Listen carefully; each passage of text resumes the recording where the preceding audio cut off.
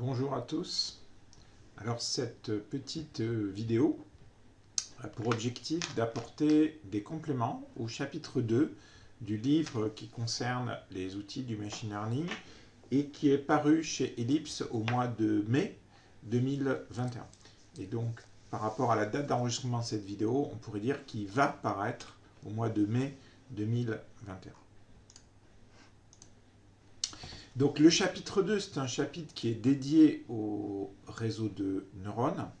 C'est un chapitre qui se veut très pragmatique et qui, comme vous avez pu le voir dans le livre, n'aborde que très peu la partie théorique. C'est un livre qui montre comment utiliser des réseaux de neurones en C et en Python et qui propose un certain nombre d'exemples numériques qu'il est possible de refaire à la main avec une simple feuille et un crayon. Voilà. Le livre est disponible bien entendu sur le site de chez Ellipse, mais vous le retrouverez aussi sur les librairies en ligne ou sur votre librairie préférée. Voilà. Si vous avez des questions particulières sur ce livre, n'hésitez pas à nous contacter. Nous sommes des chercheurs à l'université, pour 3 d'entre nous. Et Mathieu Gondran est un ingénieur en poste dans une entreprise. Vous pouvez nous suivre en utilisant le site d'Ulimos. Vous retrouverez facilement nos listes de publications et vous aurez une idée de nos activités de recherche. Voilà, n'hésitez pas à nous contacter. Alors, le point sur lequel on a essayé d'insister dans ce chapitre qui est dédié au réseau de neurones, c'est de montrer aux personnes qui débutent avec les réseaux de neurones que pour pouvoir utiliser des réseaux de neurones, ça paraît trivial, mais il faut d'abord disposer d'une base d'apprentissage. Donc une base d'apprentissage, ça veut dire qu'il faut disposer d'informations, et ces informations vont servir à, entre guillemets, régler correctement le réseau de neurones, en pratique, trouver des poids de ce réseau. C'est une étape qui peut être relativement longue, relativement complexe, et une fois que cette étape est finie, alors réellement, on va pouvoir passer dans une étape où on va utiliser le réseau de neurones, on va pouvoir lui faire prédire des résultats à partir de données qui, bien sûr, ne faisaient pas partie de la base d'apprentissage. Donc c'est un travail en 2 étapes pour faire un réseau de neurones. Il va falloir réaliser cette étape d'apprentissage et ensuite l'utiliser pour faire des prédictions. Donc, le réseau de neurones le plus simple qu'on puisse avoir, c'est un réseau qui se compose en réalité d'un seul neurone. Et dans le chapitre, on a choisi de commencer par cet exemple-là. Donc, un réseau avec un seul neurone et 3 données d'entrée. Et ce qui est important, c'est que le réseau, ici composé d'un seul neurone en réalité, va calculer une valeur de sortie en réalisant 2 opérations de base. Il va, dans un premier temps, utiliser les valeurs d'entrée, les valeurs xi, et les poids qui sont associés aux différents arcs, c'est-à-dire aux liens qui existent entre une entrée, une valeur de l'entrée, et puis le neurone. Et une fois que ça c'est fait, on va appliquer une fonction f, ici 1 sur 1 plus epsilon de moins a, pour calculer la sortie du réseau de neurones. Et comme nous l'avons souligné dans le livre, il existe plusieurs types de fonctions f possibles, mais l'exemple que nous avons retenu dans le livre, c'est cette fonction-là, parce qu'elle a un certain nombre de propriétés intéressantes. Donc fondamentalement, faire un réseau de neurones, c'est quelque chose qui est relativement simple. Il suffit de faire des calculs multiplicatifs entre des données qui représentent des poids et des données d'entrée. Et partant de là, on peut fabriquer une valeur de sortie. Et dans la phase d'apprentissage, ce qu'on va donner au réseau de neurones, ça va être des entrées, des valeurs possibles pour les entrées, et une valeur de sortie. Par exemple, ici, nous avons choisi de donner au réseau de neurones une première entrée qui est 0 pour x1, 0 pour x2, 1 pour x3, et nous avons donné à ce réseau T la valeur de sortie qui est 0.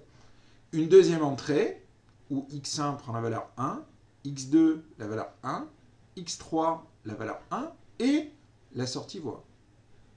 Ceci constitue en réalité la base d'apprentissage du réseau.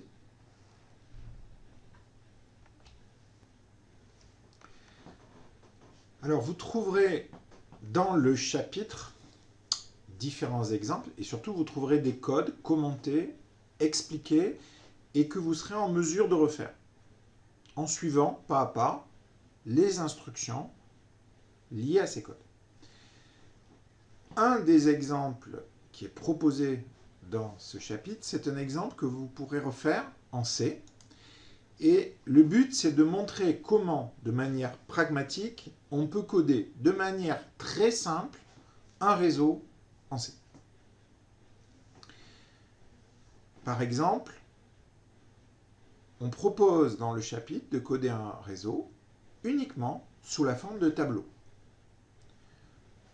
Comme on l'a montré précédemment, un réseau de neurones se compose d'une couche, une couche se compose d'un ensemble de neurones, et entre chaque couche, il y a des arcs.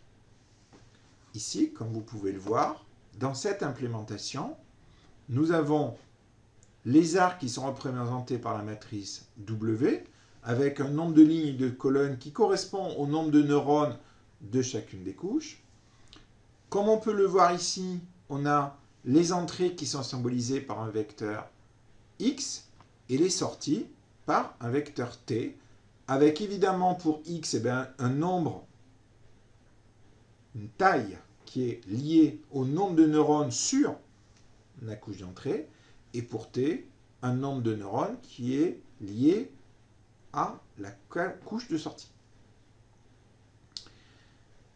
Tout ceci peut être encapsulé ici dans un type d'fstruct pour éviter de créer une classe. Comme on peut le voir, il n'y a pas dans ce code d'allocation dynamique. Il s'agit de proposer le code le plus simple à réaliser et qui ne nécessite pas d'avoir des connaissances en programmation objet ni en allocation dynamique en C ou en C++. Pour pouvoir réaliser un réseau de neurones, il faut savoir évaluer le réseau. Comme on l'a rappelé tout à l'heure, évaluer le réseau, c'est savoir faire des multiplications entre des poids qui sont liés aux arcs et des valeurs d'entrée, sur cet exemple extrêmement simple. Et concrètement, ça veut dire qu'il faut avoir une procédure évaluée qui réalise ces opérations de multiplication, comme on peut le voir ici, et qui va ainsi fabriquer la valeur A qui est associée au neurone. Donc, cette évaluation, elle est complétée par le calcul d'une erreur. Qu'est-ce que c'est que l'erreur d'un réseau de neurones? Eh bien, c'est la différence entre la valeur qu'on souhaite avoir, qu'il aurait été souhaitable d'avoir, que nous avons appelée T, et la valeur qu'on a réellement obtenue. Donc, il s'agit simplement de faire une soustraction pour pouvoir mesurer le gap, l'écart qui existe entre la valeur souhaitée et la valeur obtenue. Mettre à jour le réseau, ça veut simplement ensuite dire qu'on va regarder la différence sur les résultats. On va, comme on l'explique dans le chapitre, calculer un gradient et on va, à partir de là, mettre à jour les poids qui sont associés à ces arcs. De telle sorte qu'après cette mise à jour, eh bien, l'erreur que va commettre le réseau, eh bien, elle va être diminuée. L'ensemble de ces calculs peut être regroupé dans une procédure mettre à jour le réseau sous-entendant, à partir des erreurs, recalculer les poids W du réseau pour minimiser cette erreur-là. Tous les détails de tous ces codes sont donnés dans le chapitre, pas à pas, de telle sorte qu'ils soient faciles à reproduire. Alors, ces codes permettent de manière très simple de réaliser un certain nombre d'apprentissages. On peut sans aucune difficulté donner à ce réseau les valeurs x1, x2, x3 et les valeurs de sortie. Et on pourra constater, avec le code que nous avons proposé, eh bien, qu'on retrouve ici des valeurs en sortie qui sont relativement proches des valeurs souhaitées. Par exemple, à la fin de la phase d'apprentissage, le vecteur 0, 0, 1 était associé à une bonne réponse qui valait 0 et le réseau fournit comme valeur 0,08. Le vecteur 1, 1, 1 était associé à une bonne réponse qui valait 1 et le réseau fournit 0,93. Alors, ça c'est pour le réseau le plus simple possible, composé finalement d'un seul neurone. Bien sûr, pour avoir des réseaux plus complexes, qui ont des capacités d'apprentissage beaucoup plus grandes, il faut avoir plusieurs couches dans le réseau. Et ça, c'est lié à un concept plus complexe qui s'appelle la rétropropagation, c'est-à-dire la capacité qu'on va avoir, à partir des erreurs qu'on constate sur la couche de sortie, à corriger progressivement toutes les couches du réseau, tous les poids du réseau. C'est ce qu'on appelle faire de la rétropropagation. Concrètement, ça veut dire que si le réseau se compose d'une couche d'entrée avec 3 neurones, d'une couche centrale avec 2 neurones et d'une couche de sortie avec 3 neurones, faire de la rétropropagation, ça veut dire regarder les erreurs qu'on a obtenues en sortie, corriger les poids de cette couche qui se trouve entre la couche numéro 2 et la couche numéro 3, puis corriger les poids qui se trouvent entre la première couche et la deuxième.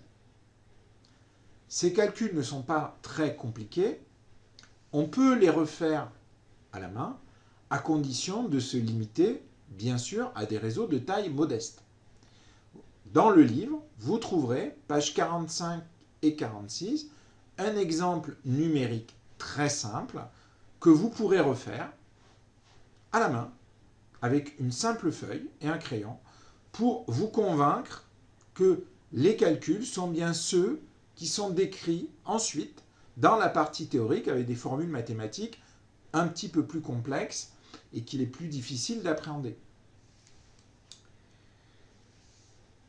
Grâce à ça, grâce à ce principe de la rétropropagation, on peut faire des réseaux plus complexes avec des capacités d'apprentissage beaucoup plus grands.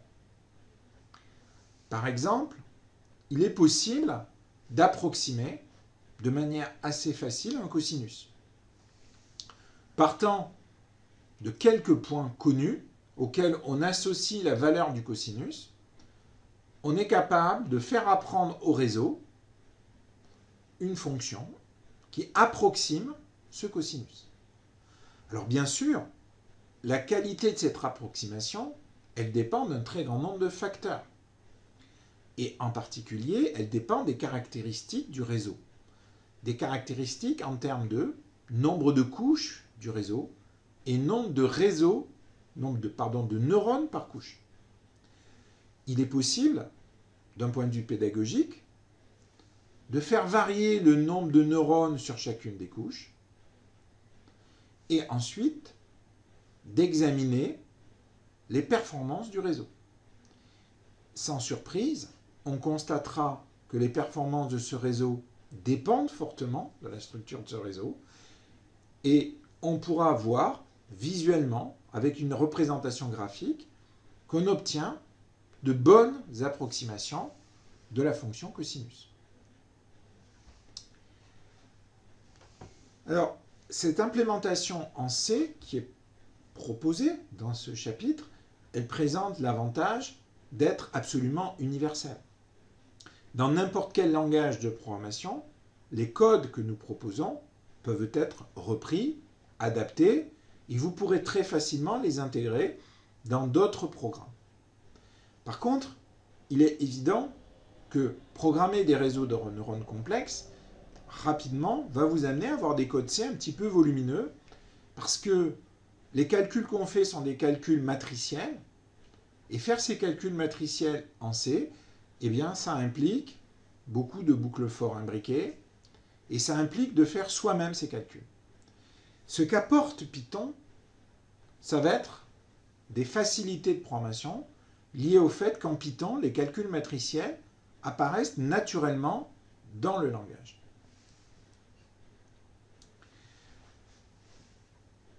Vous trouverez, page 69, dans ce chapitre 2, des exemples de code Python commentés, détaillés,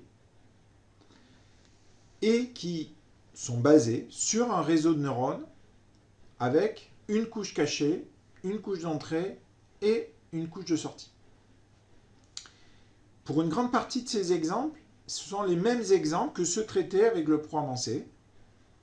Et vous constaterez bien sûr que le code Python, il est beaucoup plus compact, il est beaucoup plus facile à lire et il fournit des résultats qui sont comparables aux résultats obtenus avec le programme C, sans surprise. Par exemple, si on reprend l'exemple numérique qui a été fait en C, on a bien entendu des matrices des poids pour les poids qui se trouvent entre la couche d'entrée et la couche cachée, une matrice W. Puis il existe une autre matrice de poids entre la couche cachée, cette fois-ci, et la couche de sortie. Si on a une donnée d'entrée, c'est un vecteur composé de 3 valeurs numériques. Et si on a une donnée de sortie, c'est aussi un vecteur composé de 3 valeurs numériques. Faire les calculs en Python, c'est simplement déclarer ces tableaux. Le tableau X qui contient les valeurs 1, 2, 3, la matrice W et la matrice Z qu'on retrouve ici sur la gauche. Les calculs matriciels qui ont été codés en C et qui consistent à faire la transposée W fois X dans un premier temps pour obtenir le vecteur B et dans un deuxième temps à appliquer la fonction f se résument simplement à 2 lignes en Python. Puisque la multiplication, c'est simplement faire un dot entre W transposé et X, comme on le voit ici, et appliquer la fonction f à l'ensemble des éléments du vecteur B, c'est simplement écrire f de B. On voit ici l'intérêt de faire ce codage en Python.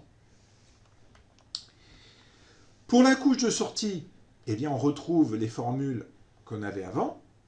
Il faudra simplement multiplier la transposée de Z par h de B. Matriciellement, on a le calcul ici en haut. Et ensuite, appliquer la fonction h à petit a. En Python, on a simplement 2 lignes de code.